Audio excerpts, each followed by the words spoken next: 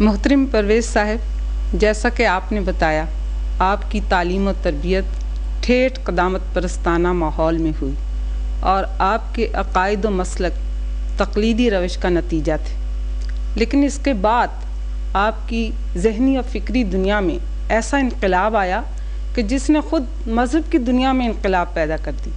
کیا آپ اس کی وضاحت فرمائیں گے کہ اتنی بڑی تبدیلی کس طرح واقع ہوئی؟ یہ بیٹی بڑا اہم سوال ہے، بنیادی سوال ہے۔ وہ غالب نے کہا تھا کہ میری تعمیر میں مضمر تھی ایک صورت خرابی کی۔ یوں سمجھو گویا اس تبدیلی کے بیج میری سرشت میں پیوست تھے۔ مبدأ فیض کی کرم گستری سے طبیعت میں نے ناقدانہ پائی تھی۔ ناقدانہ کا مطلب یہ ہے کہ جب تک کسی بات کے متعلق میں دلائل و براہین کی روح سے مطمئن نہیں ہو جاتا تھا اسے تسلیم نہیں کرتا تھا۔ طبیعت تو ایسی پائی تھی اور تعلیم و تربیت ہو رہی تھی اس انداز کی کہ وہاں کیوں پوچھا ہی نہیں جا سکتا تھا۔ تقلید میں ہوتا ہی یہ ہے، جب کسی بات کے متعلق پوچھئے سند کیا ہے، آپ حیران ہوں گے یہ سن کے۔ آپ دارالعلوم کے کسی طالب علم سے پوچھئے کہ صاحب جو آپ کہتے ہیں یہ کیسے صحیح ہے، وہ کہتا ہے صاحب کتاب میں لکھا ہے۔ ذرا آگے چلیے تو پھر یہ تواتر سے چلا آ رہا ہے، ذرا آگے چلیے تو اسلاف نے یہ فرمایا ہے، اور اس سے آگے پھر آپ لب کشائی نہیں کر سکتے۔ یوں وہ تعلیم ہو رہی تھی، طبیعت اس قسم کی پائی تھی۔ اس تعلیم کی روح سے ایسی روایات سامنے آتی تھیں جو علم و بصیرت کے بھی خلاف تھیں اور عقل و فکر کے خلاف، مظاہر فطرت کے خلاف، جن سے حضور نبی اکرم صلی اللہ علیہ وسلم کی ذات گرامی پر تان پڑتا تھا، جن سے صحابہ کبار رضی اللہ تعالی عنہم کی سیرت غبار آلود ہو جاتی تھی۔ ایسے ایسے تاریخی واقعات سامنے آتے تھے کہ جنہیں صحیح سمجھ لیا جائے تو گویا اسلام کی ساری عمارت منہدم ہو جاتی تھی۔ ایسی ایسی تفسیریں تھیں کہ جن میں طلسم ہوش ربا کے افسانے نظر آتے تھے۔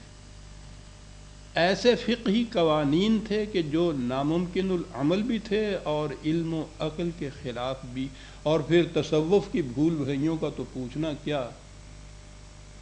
یہ تھی وہ جو تعلیم مل رہی تھی، وہ سی جو میری وہ فطرت تھی یا طبیعت تھی۔ اب سوچئے کہ اس قسم کی ہر چیز میرے تحت و شعور میں ایک پھانس بن کر پیوست ہو جاتی تھی۔ ان پھانسوں کے نکالنے کی اس زمانے میں اس وقت کوئی صورت نہیں تھی۔ دادا جان کا ڈر تو نہیں تھا، ڈر تو کبھی انہوں نے نہیں پیدا ہونے دیا تھا، لیکن ان کا احترام اتنا تھا میرے اوپر، اور پھر تفاوت جو تھا ان کا اور میرا، اس کی بنا پر میں جرأت نہیں کر سکتا تھا کہ یہ باتیں زبان پر لاؤں۔ میں سوچتا ہوں کہ اگر یہ پھانسیں بعد میں نہ نکلتیں تو نامعلوم کہ میں کفر و الحاد کی کن وادیوں میں سرگرداں پھرتا، خود ہی نہیں، نامعلوم کہ اپنے ساتھ کتنی دنیا کو گمراہ کر دیتا۔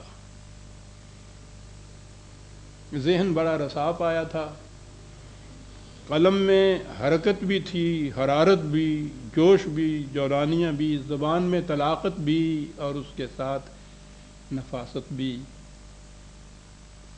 ان چیزوں کے ساتھ مسلح ہو کے جب الحاد و بے دینی کی چیزوں کو لے کے باہر نکلتا تو میں آج کانپ اٹھتا ہوں کہ کس طرح کتنی دنیا کو میں گمراہ کر جاتا۔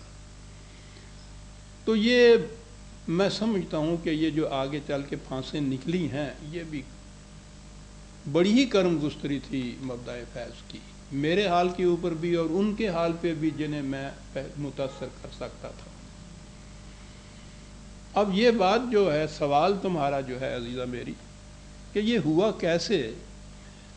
بعض واقعات ایسے آ رہے ہیں کہ جن کے لیے کوئی منطقی توجیہ تو سمجھ میں نہیں آتی، ہم یہی کہتے ہیں کہ اتفاقاً ایسا ہو گیا۔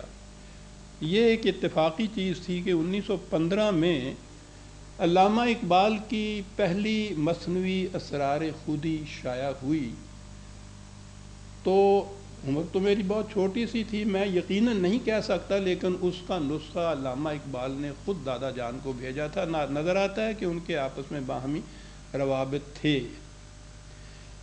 وہ نسخہ جو بھیجا تو اس میں پہلی چیز تو یہ کہ حافظ کے خلاف اتنے سخت تنقیدی اشعار تھے، اگلے ایڈیشنوں میں وہ نکال دیے گئے تھے.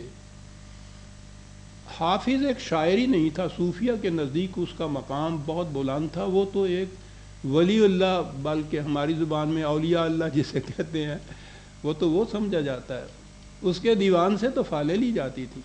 تصوف میں اس کا بہت بڑا مقام تھا، اور وحدت الوجودی تصوف کے اندر تو پوچھئے نہیں، امام مانا جاتا تھا. اور یہ ہمارے ہاں کے چشتیہ خاندان نظامیہ والے، یہ وحدت الوجودی سارے تھے.